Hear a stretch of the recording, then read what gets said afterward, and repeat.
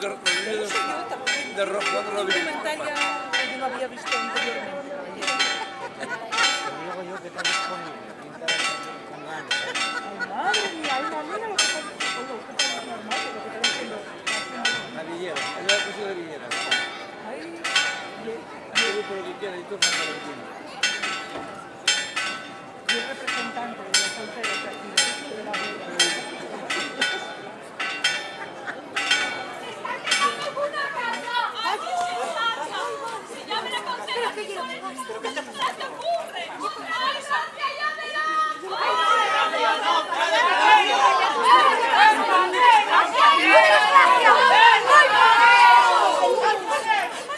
Madre, Dios, ¿qué lleva aquí? Madre, vaya cosa más rara.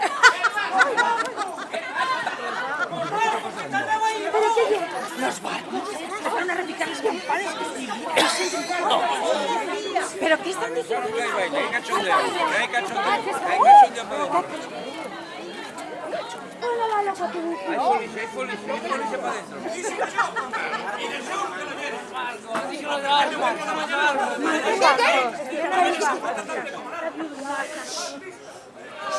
¡Silencio!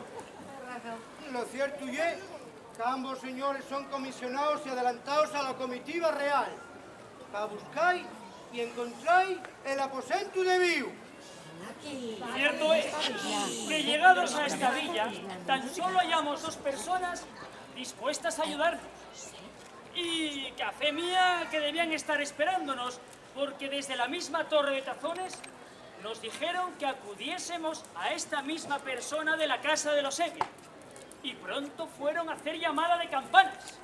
Como que la torre ya de él. Pero, señor, esos caballeros, son... Aunque don Carlos es un joven bueno de conformar, no me parecen las mejores, precisamente. ¡Procedamos, pues! ¿Quiénes son los criados de esos caballeros? ¿Dónde están? Aquí, señor, yo soy de la casa de Balbín.